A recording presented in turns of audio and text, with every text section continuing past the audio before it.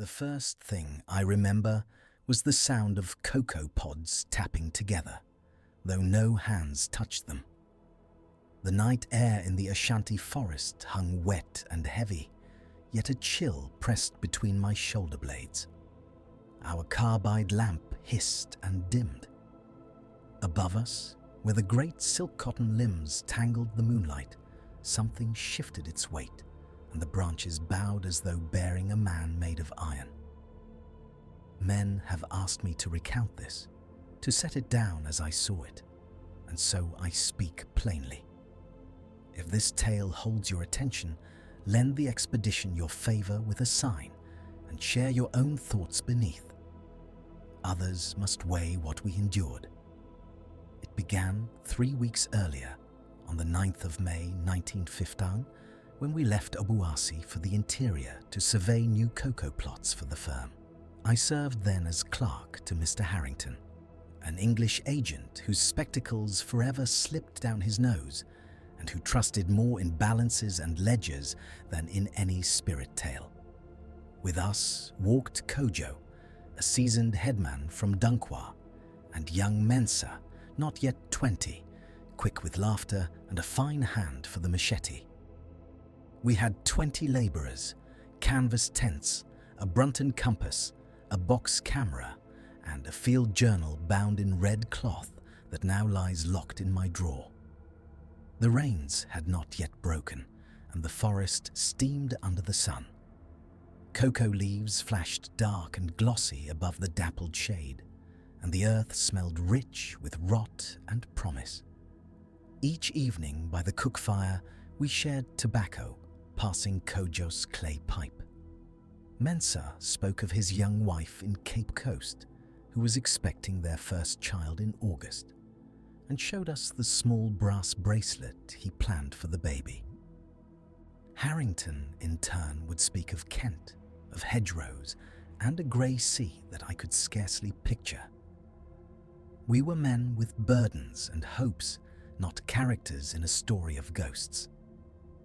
The first oddness came on the second day, when we followed an old hunter's path toward the Offin River.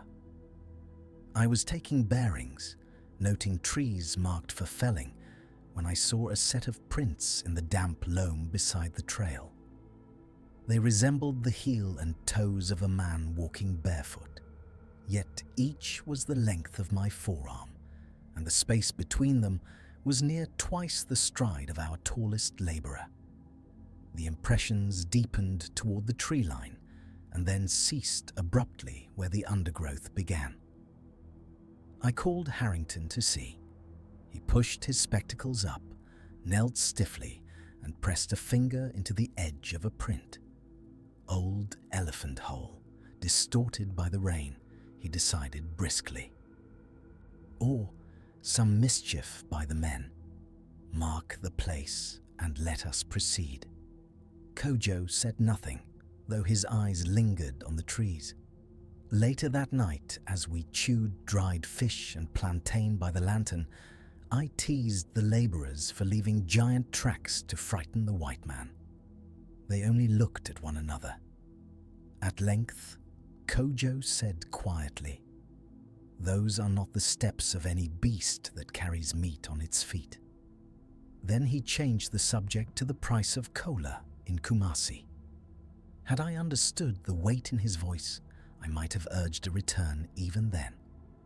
On the fourth day, we crossed into denser forest, toward a valley the elders named Eswakura. The canopy pressed closer, and the cocoa groves gave way to ancient shade trees clothed in lianas. The air felt cooler, yet no breeze stirred. It was then that the sounds began to thin. In the early hours, birds still shrieked and chattered, and monkeys rattled the branches above, but as we moved deeper, their cries dwindled. By noon, an odd stillness settled, so that the clink of our machetes and the murmur of our talk carried unnaturally far. "Storm coming," Mensa said. "The creatures feel it."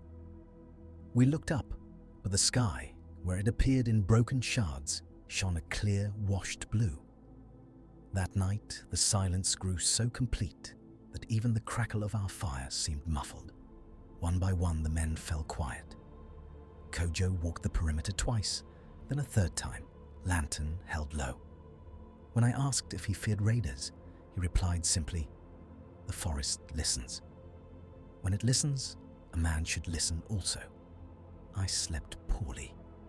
Once, I woke certain that someone had spoken my name from just beyond the tent wall in my mother's voice, though she was far away in Accra.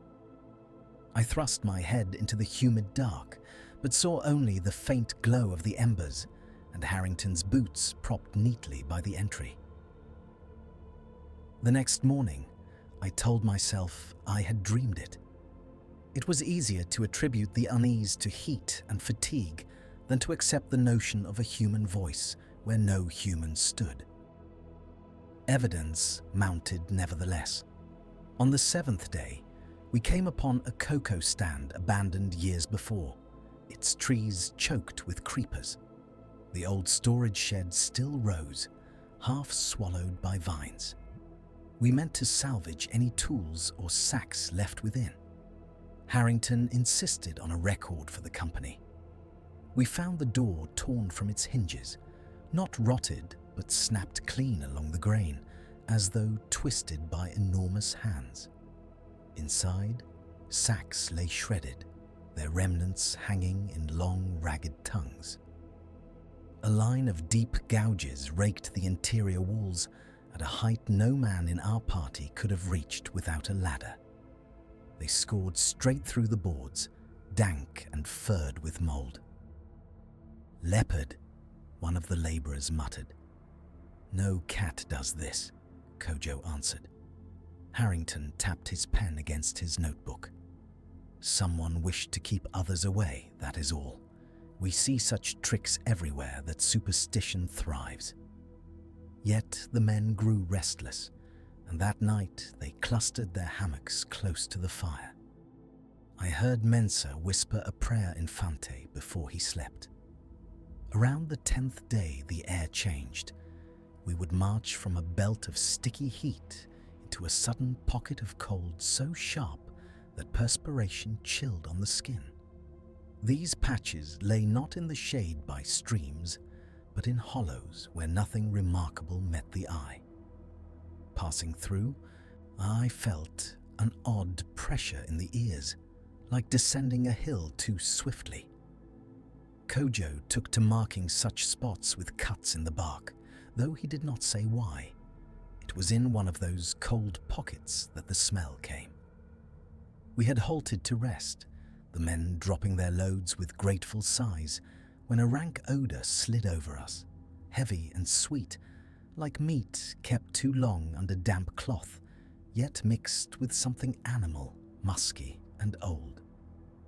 It seemed to flow rather than drift, moving against the faint breeze. Several of the men covered their noses. Harrington pronounced it the carcass of some beast lying nearby, and urged that we move on before it attracted scavengers. We searched for that carcass while we remained in the valley. We never found it. By the 2nd week, even Harrington conceded that game had thinned. No duiker bolted across our path, and no hornbill clattered through the boughs. One morning we discovered our goat tethered but dead, tongue protruding, eyes filmed. There was no blood upon the ground, only a narrow welt about its neck where the rope had strained, as though the creature had thrown itself again and again against the tether in blind panic. I sketched the scene in the red journal because Harrington ordered all losses recorded. At the time, I thought more about the inconvenience of losing our milk than about the cause of the animal's terror. Only later did that stiff little body return unbidden in my dreams. The micro-shock came 2 days afterward, though I knew it by that name only years later when others tried to classify such moments.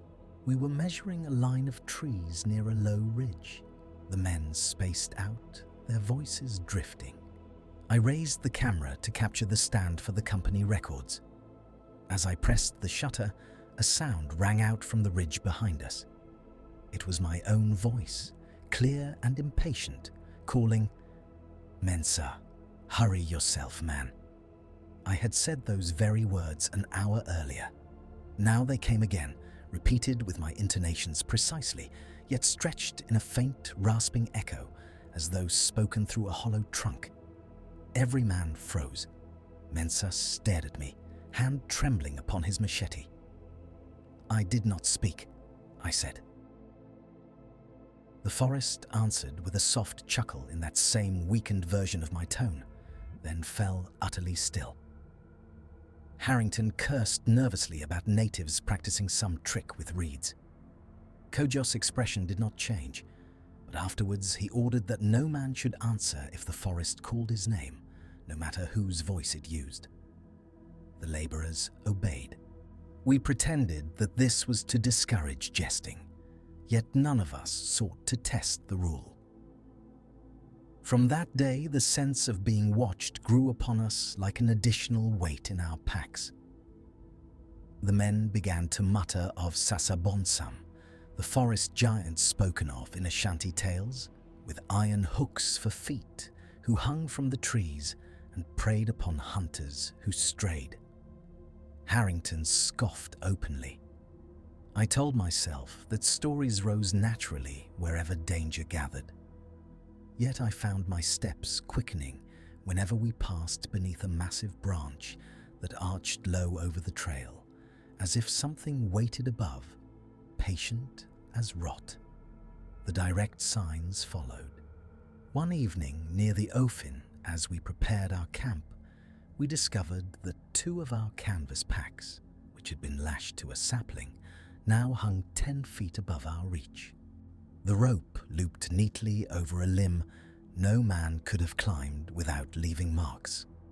The ground below was smooth, yet on the trunk itself, 3 long scratches gleamed fresh and pale, as though some claw or hook had slid downward under great weight.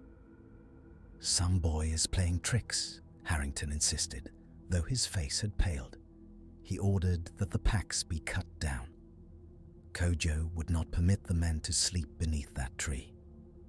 We moved camp 100 yards despite the failing light. I lay awake, listening. Once, something heavy shifted in the dark beyond the circle of the fire, followed by the soft clink of metal upon wood, like a chain brushing bark. It moved above us, not beside us. When I raised myself, staring upward, I saw nothing but a patch of sky and the ragged silhouette of leaves.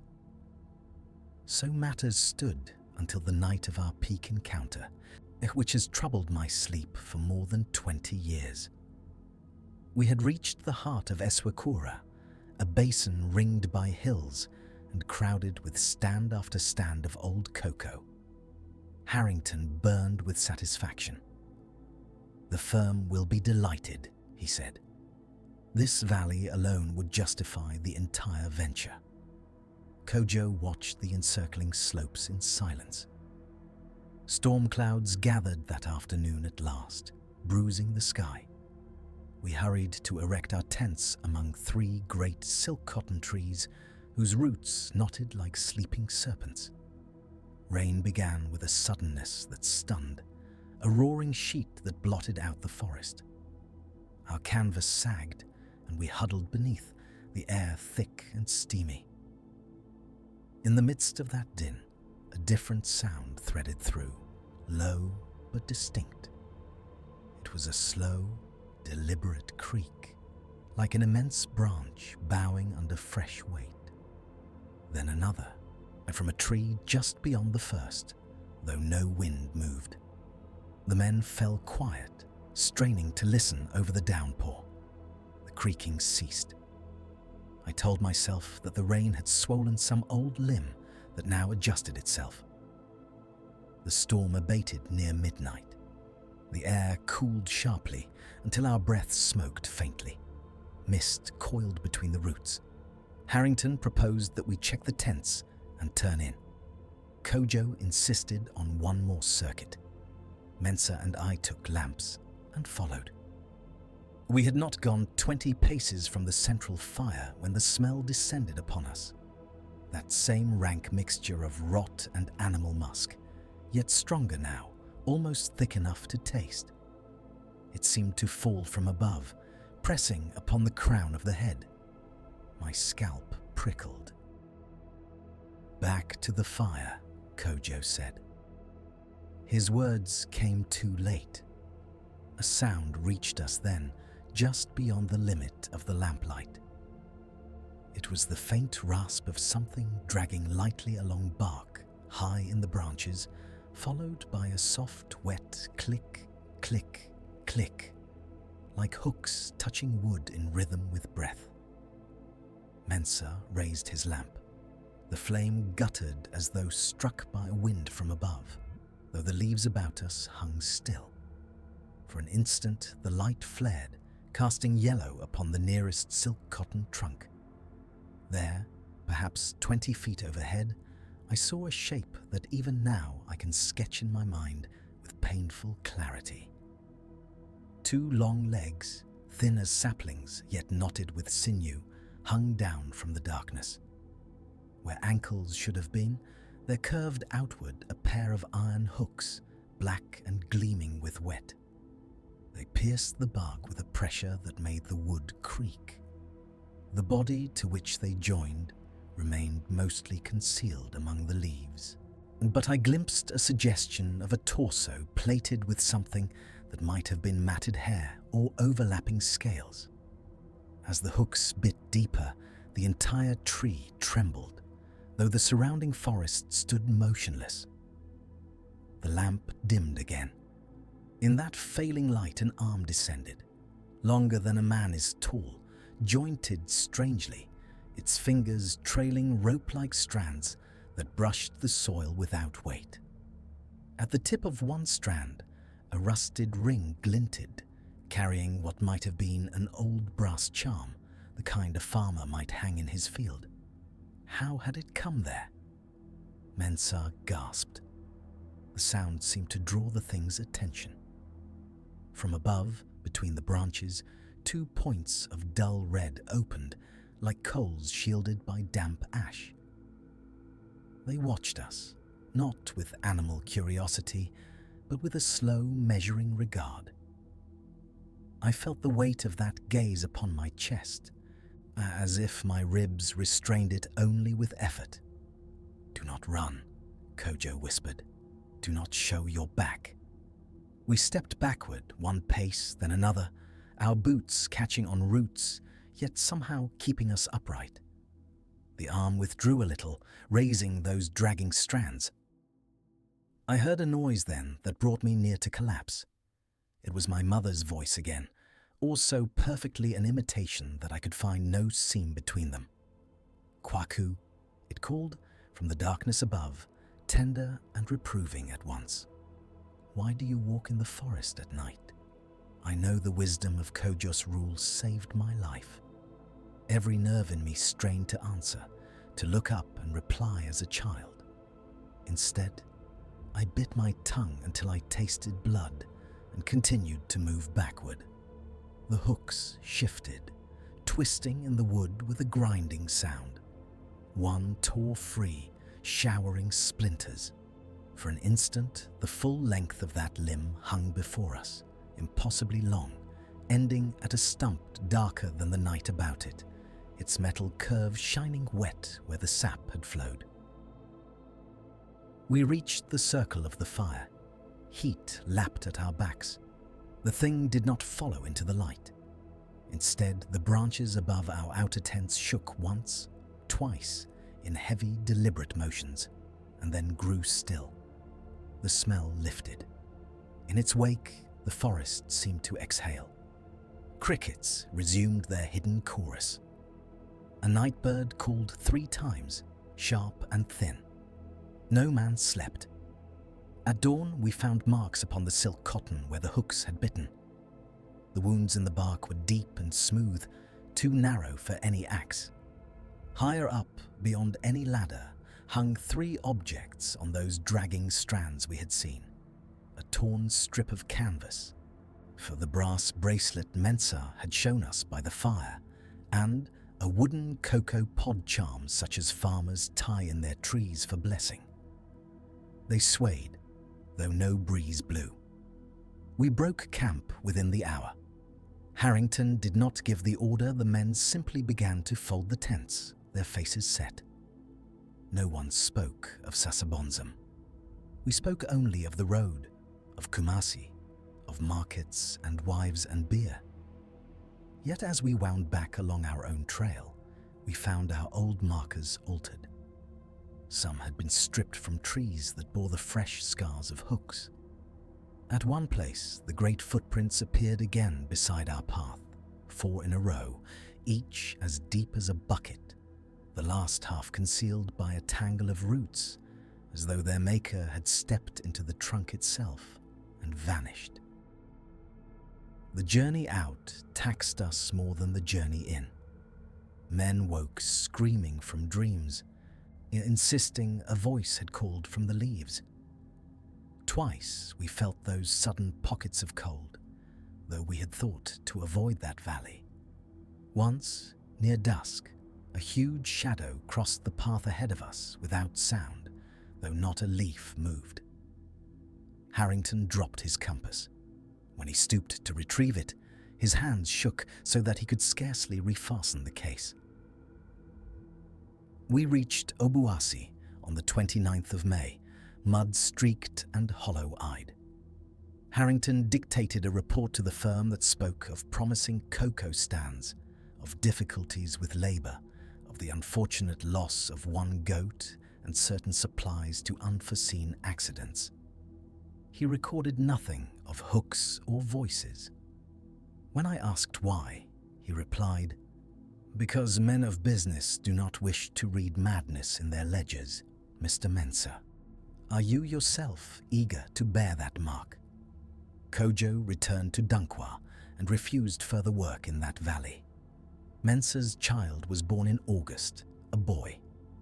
Harrington sent a polite note of congratulations and later went back to England on leave.